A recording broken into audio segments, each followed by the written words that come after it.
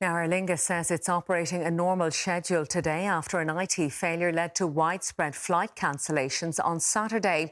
The airline is also advising the thousands of passengers who had their travel plans thrown into chaos that they can apply for refunds or rebook their journeys free of charge. Our reporter Nicole Gernan is at Dublin Airport for us this lunchtime. Nicole, first to today's schedule.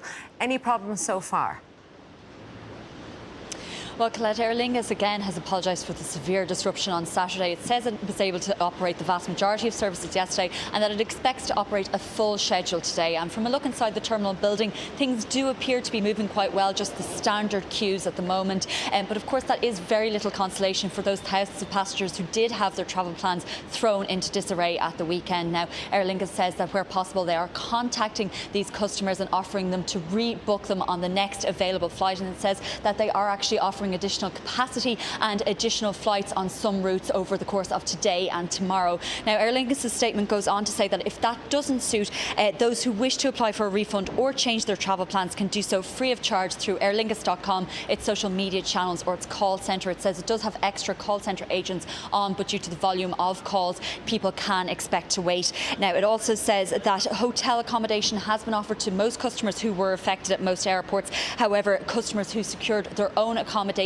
should keep the receipts and apply to Aer Lingus, and they will be reimbursed accordingly. Now, of course, some other customers were in that very frustrating situation of being here in the airport, being told that their flight was cancelled, only to later find out that their flight actually did take off. And I've been speaking to travel expert Owen Corrie, who explained how this situation occurred and what sort of recourse these customers have.